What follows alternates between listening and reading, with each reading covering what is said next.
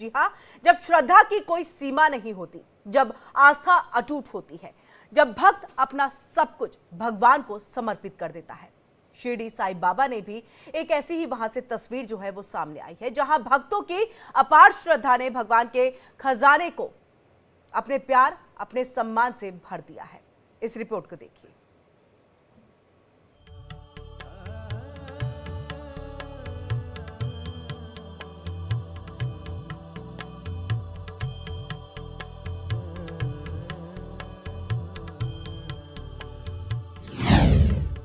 शिरडी साईं धाम, भक्तों का रिकॉर्ड तोड़ दान।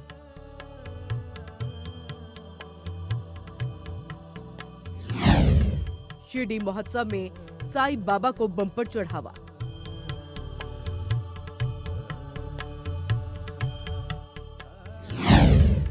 नौ दिन 8 लाख भक्त, साईं बाबा का खजाना भरा।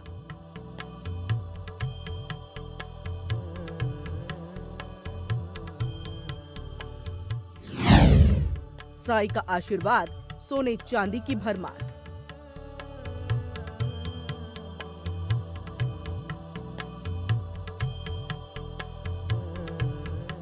उनके दर्शन से मनोकामना पूर्ण हो जाती है। भक्तों का विश्वास और मंदिर में हर रोज लगने वाली लंबी कतार ये बताती है कि शिरडी साईं बाबा को लेकर भक्तों की आस्था अटूट भी है और अपार भी। और जब यही भक्त दान देने पर आते हैं तो बाबा के इसी धाम को अपनी अनंत आस्था से अविश्वसनीय बना देते हैं।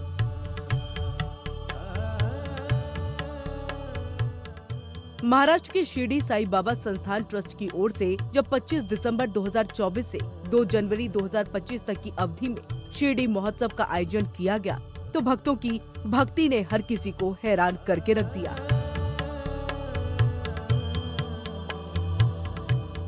नौ दिन के शिरडी महोत्सव के दौरान 8 लाख से अधिक साईं भक्तों ने शिरडी बाबा के दर्शन किए और इस दौरान भक्तों ने साईं बाबा की समाधि के दर्शन कर 16.61 करोड़ का दान भी दिया। साईं भक्तों के लिए शिरडी साईं बाबा का मंदिर उनकी अटूट श्रद्धा का धाम है। हर साल नववर्ष के मौके पर आस्था का सैलाब साईं बाबा के दरबार में बहता है और हर साल की तरह ही भक्तों का साईं मंदिर को दान नया रिकॉर्ड बनाता है, जैसा कि इस बार भी हुआ। शिरडी महोत्सव के दौरान साईं बाबा का खजाना भक्तों के अपार प्यार से पूरी तरह से लबालब हो गया। श्रद्धालुओं के दिए दान से मंदिर को 15.97 करोड़ कैश, सोना 809 ग्राम, चांदी 14 किलो 398 ग्राम चढ़ावे के तौर पर मिले। शिरडी साईं बाबा की महिमा निराली है तो यहाँ आने वाले भक्तों का भी साईं को लेकर के लगाव अलग ही है और अद्भुत भी।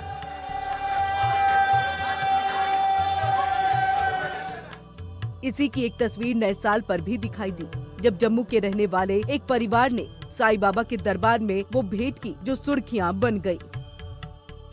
नए साल के अवसर पर साईं भक्त बबीता चीकू ने साईं बाबा के दरबार में 206 ग्राम वजनी एक आकर्षक कढ़ाई वाला सोने का हार भेंट किया, जिसकी कीमत 13 लाख रुपए से ज्यादा थी।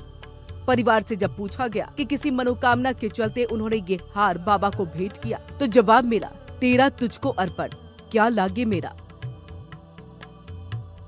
ये तो यहीं निवास करती हैं पिछले कई साल से। मैं दिल्ली में अपने काम के सिलसिले में रहता हूँ, वैसे निवासी यहीं का हूँ। बेसिकली हम कश्मीर के हैं। तो आज हमारा तो कुछ है नहीं, सब कुछ बाबा का ही है। जो कुछ दिया है बाबा ने दिया है और सब कुछ उनका ही है। तो जो उनका था उन्हीं को अर्पण किया। एक हार छोटा सा वो उनको अर्पण किया है। नहीं, ऐसी कोई इच्छा नहीं थी, बस इनकी इच्छा थी कि बाबा को एक हार पहनाना है। साईं के धाम में इतने दान का क्या किया जाता है, इसको भी जानना जरूरी है। साईं बाबा संस्थान के मुताबिक संस्थान को प्राप्त हुए दान को वो साईं बाबा अस्पताल, साईं नाथ अस्पताल, साईं प्रसादालय, मुफ्त भोजन, शिरडी साईं धाम की तरफ से चलाए जा रहे स्कूलों और सामाजिक कार्यों में इस्तेमाल करते हैं। जम्मू के परिवार का साईं बाबा को दिए गए हार के पैसों का भी इस्तेमाल इसी में किया जाता है। साईं बाबा के दर्शन के लिए हर दिन लाखों साईं भक्त यहाँ आते हैं। आज नज़दीक 2 लाख से ज़्यादा साईं भक्तों ने जो है श्री साईं बाबा का दर्शन ले लिया। बाबा का दर्शन लेने के बाद लोग भर भर के बाबा के झोली में दान करते हैं। आज जम्मू कश्मीर के एक साईं भक्त ने 203 ग्राम का सोने का हार श्री साईं बाबा को अर्पण किया है। उसकी कीमत जो है वो 13,30,000 है। साई के भक्त अपनी अपार आस्था लेकर के साई धाम आते हैं, तो शिरडी साई धाम में इन भक्तों का पूरा ख्याल रखा भी जाता है। शिरडी महोत्सव के दौरान 6 लाख से ज्यादा साई भक्तों ने साई प्रसादालय में निःशुल्क प्रसाद का लाभ उठाया। 1 लाख से ज्यादा साई भक्तों को भोजन के पैकेट दिए गए। तो इस दौरान करीब 9.5 लाख से प्रसाद पैकेट की बिक्री हुई। इसमें 1,89,55,000 रुपए प्राप्त हुए। साई भक्तों की झोली भरते हैं, लेकिन हर बार की तरह इस बार भी भक्तों ने साई का खजाना भर डाला। Bureau report, India daily.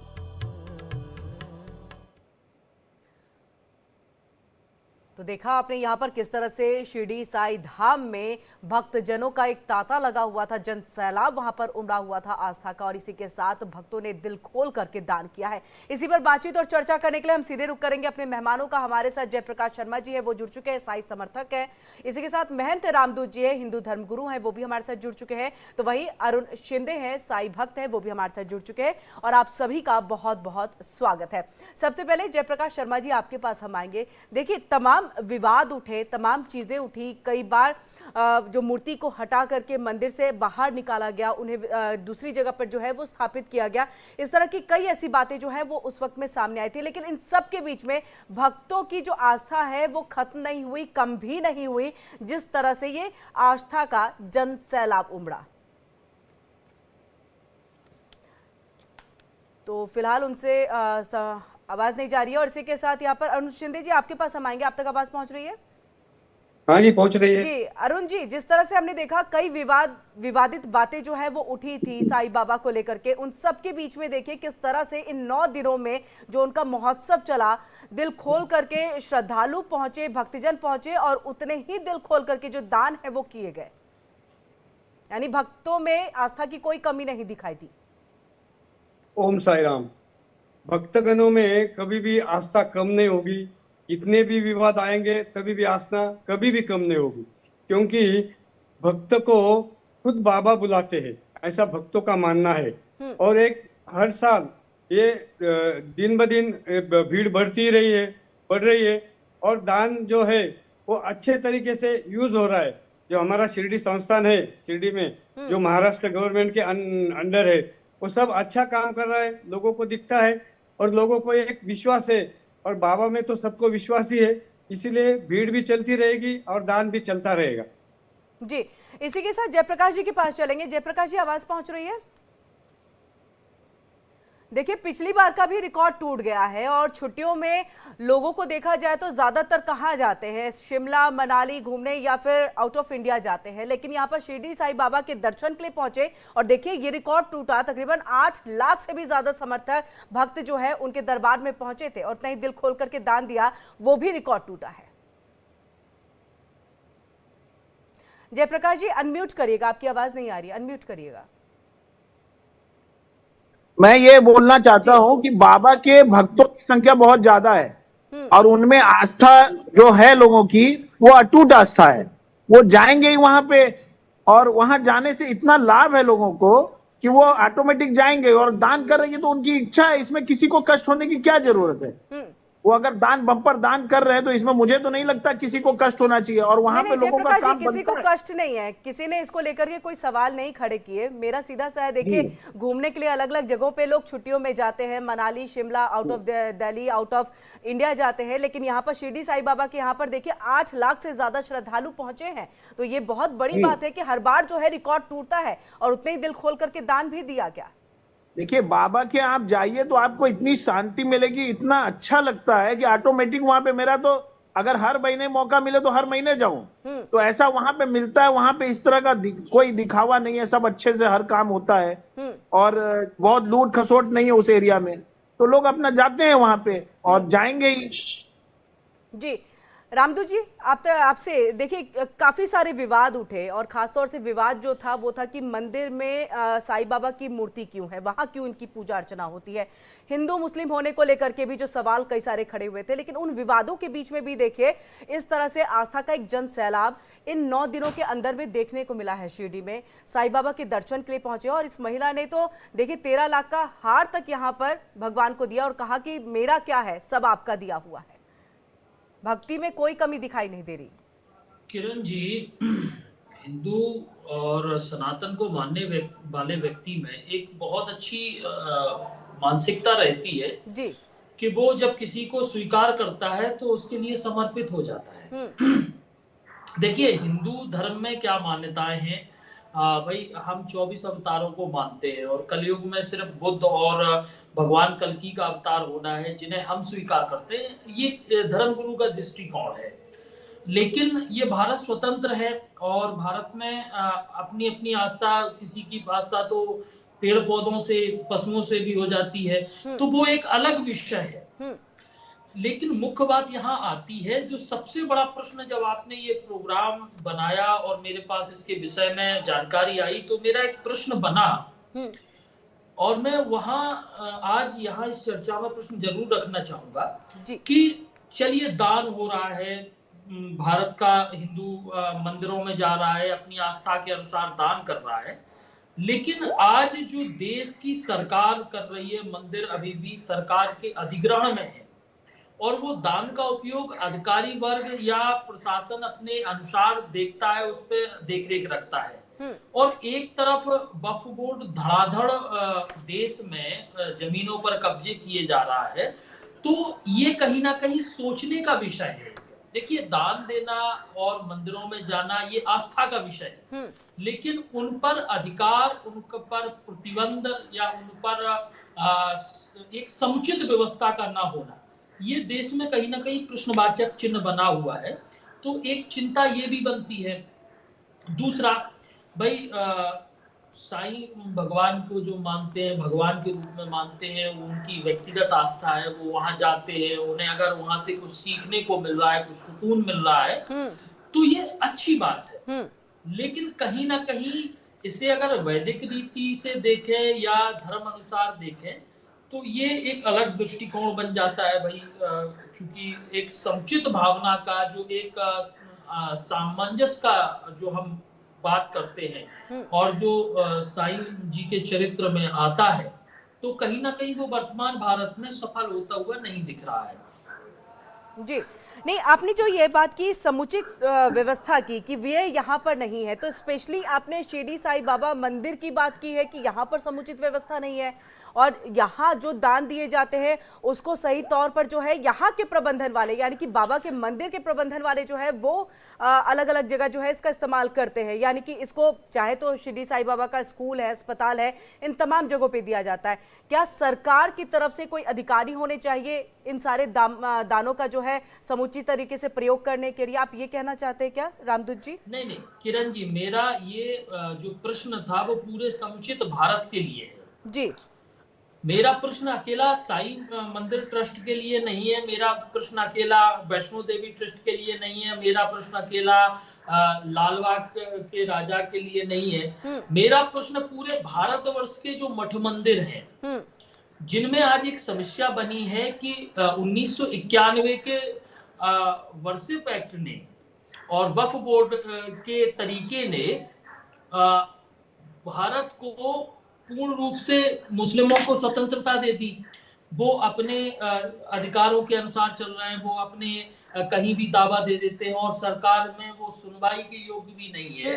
लेकिन आज जो भारत के आस्था के प्रतीक है, मंदिर है, सनातन संस्कृति के जो प्रचार प्रसार के सब प्रमुख केंद्र हैं, आज वो कहीं ना कहीं आपको ये भी स्वीकार करना पड़ेगा कि पूरे भारत के 3.5 लाख मंदिर आज गवर्नमेंट के अधीन हैं, जहां या तो प्रशासनिक अधिकारी हैं या प्रशासनिक। ठीक है रामदूत जी, आप जो सवाल कर रहे हैं यहाँ पर, खासतौर से वक्फ बोर्ड जिस तरह से जमीनों को लेकर के अपनी बात कर लेते हैं या जिस तरह से अब तमाम चीज़ें आई हैं 1991 का जो एक्ट है उसको लेकर के, लेकिन इस्लाम धर्मगुरु जो है हमारे साथ नहीं जुड़े हुए हैं जिनसे मैं इसको लेकर के बातचीत करूं, लेकिन फिर भी मैं थोड़ा यहाँ पर समझना चाहूँगी खास तौर से अरुण शिंदे जी से। अरुण शिंदे जी, क्या ये बहुत एक बड़ा मसला है 1991 का? क्योंकि देखिए 1991 का जो वर्शिप एक्ट है वो सबके लिए है लगभग, कि आप जो स्थल चीजें बन गई हैं वो उन्हीं की है और उसके बाद उसको तोड़ा नहीं जा सकता है, वहां उन्हीं की पूजा अर्चना होगी जिनका पहले से जो है बना हुआ है स्थान जिनके लिए। जी हाँ, 1991 का जो एक्ट गवर्नमेंट ने बनाया हुआ है तो उसी में जो जहाँ पे पूजा स्थल है वो वैसे ही रहे, हिंदू के हिंदुओं के रहेंगे, मुसलमानों के मुसलमानों के रहेंगे, और क्रिश्चियन के जो है चर्चेस और वो बिल्कुल सही है, क्योंकि हमारा भारत देश सर्वधर्म समभाव से चल रहा है और चलेगा भी। क्योंकि ये जो आगे बीच बीच में जो आता है तो उसके ऊपर अपना भारत देश के जो खास करके आस्था से अलग अलग धर्म में आस्था रखते हैं वो कभी नहीं मानेंगे और अपने अपने आस्था से ही चलेंगे। इसीलिए साई को सर्वधर्म समभाव के रूप से जानते हैं, जो बाबा ने एक विचार दिया है। सर्वधर्म समभाव एक धर्म नहीं है, वो तो एक विचार दिया है और उसी के ऊपर चलेगा।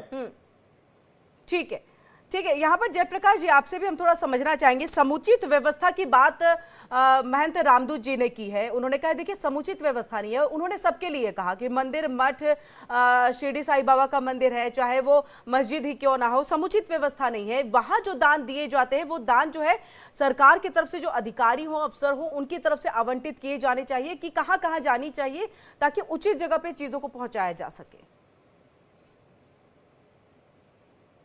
नहीं, आप अनम्यूट करना पड़ेगा जयप्रकाश जी।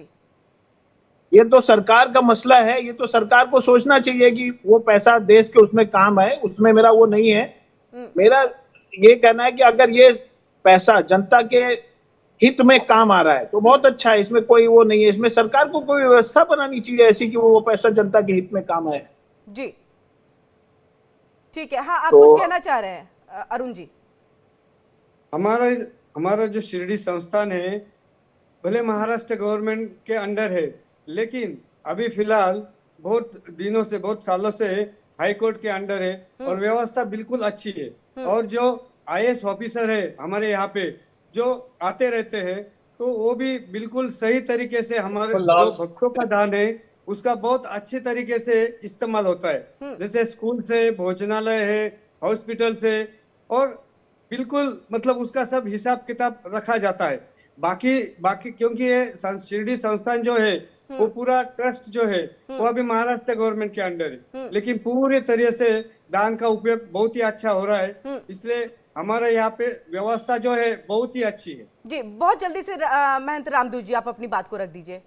किरण जी, एक छोटी सी बात मैं जोड़ूंगा। सिंधे साहब कह रहे थे, भाई मैं बिना तथ्यों के कोई बात नहीं करता। 2021 के सुप्रीम कोर्ट के फैसले ने, सुप्रीम कोर्ट ने ये स्वीकार किया है कि मंदिरों से सरकार को अपना प्रबंधन हटा लेना चाहिए। मंदिरों पे सरकार का या सरकार के नुमाइंदों का होना वैसे ही होगा जो जैसे अनपढ़ का होना कहीं उपस्थिति हो। तो जब कोई भी अधिकारी धर्म के प्रति अपनी मतलब जानकारी नहीं रखता, मंदिरों के व्यवस्थापक होने में या वैदिक रूप से वो सहयोगी नहीं है, तो उनका मंदिरों में रहना भी सुप्रीम कोर्ट ने इलीगल स्वीकार किया है 2021 के फैसले में। तो मेरा मानना ये नहीं था, मैं किसी वो अलग तरीके से बात नहीं कर रहा हूँ, मैं धार्मिक सद्भाव की ये बात कर रहा हूँ कि जब वक्फ बोर्ड में मुस्लिमों को इतने अधिकार दे दिए कि वो अपनी तो छोड़ दो, दूसरों की जमीन पे, जैसे अभी मसला हुआ आप ही के चैनल पे, बिल्कुल जरूर इसमें विचार करने की आवश्यकता है। वक्त की कमी है महंत रामदूत जी, वक्त की कमी है, यहाँ पर रोकना चाहूंगी, हम चर्चा को और आगे नहीं बढ़ा पाएंगे। बहुत बहुत शुक्रिया आप सभी का हमसे यहाँ पर जुड़ने के लिए। तो इसी के साथ देखिए, तिरुपति बालाजी मंदिर, इस मंदिर को सबसे अमीर हिंदू मंदिर कहा जाता है। तिरुपति मंदिर में देश विदेश से लाखों भक्त आते हैं और ये श्रद्धालु अपने साथ वो समर्पण भी लेकर के आते हैं जो भगवान के धाम को धन धन कर देता है।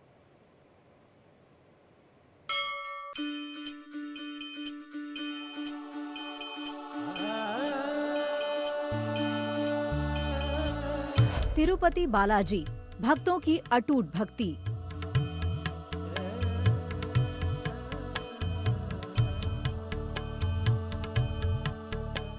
तिरुपति बालाजी का धाम भक्तों का अपार दान। तिरुपति का तिलिस्म, सबसे अमीर मंदिर। चढ़ावे का रिकॉर्ड, 1300 करोड़ से ज्यादा का दान। जिस मंदिर में दान का रिकॉर्ड बनता है, जहां भक्त सोना चांदी पैसा सब कुछ भगवान पर न्यौछावर कर देते हैं, जहां हर दिन बहता है श्रद्धा का सैलाब, ऐसा पवित्र धाम है तिरुपति बालाजी का मंदिर। तिरुपति बालाजी मंदिर जहां श्रद्धालुओं की अपार आस्था के चलते एक अलग पहचान रखता है, तो यहाँ चढ़ने वाले दान की चमक हर साल सुर्खियां बटोरती है। देश में सबसे ज्यादा श्रद्धालु तिरुपति मंदिर में दर्शन करने आते हैं। हर दिन करोड़ों रुपए का दान भी करते हैं। तो दुनिया में सबसे अमीर भगवान कहे जाने वाले वेंकटेश्वर को साल 2024 में भी भक्तों ने अपने समर्पण से धन धन कर दिया है। तिरुपति बालाजी मंदिर को 2024 में 1365 करोड़ रुपए की रिकॉर्ड हुंडी आई है। 2.55 करोड़ भक्तों ने दर्शन किए, 99 लाख ने मुंडन करवाया और 12.14 करोड़ लड्डू बिके। पिछले 3 सालों में मंदिर को 4000 किलो सोना भी दान में मिला है। दान में नकदी, सोना चांदी, इंटरनेशनल करेंसी और कैश दान तक शामिल होते हैं।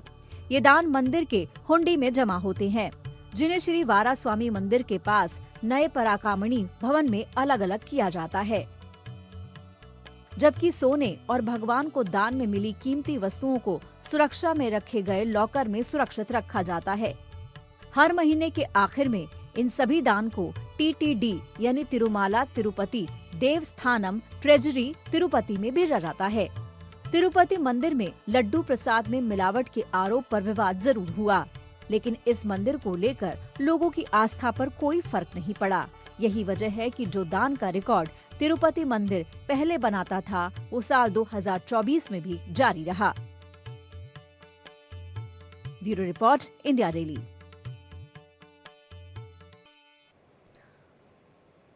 और इसी के साथ हमारे इस खास कार्यक्रम में इतना ही, लेकिन देश दुनिया की बाकी खबरों के लिए जुड़े रहिए इंडिया डेली के साथ।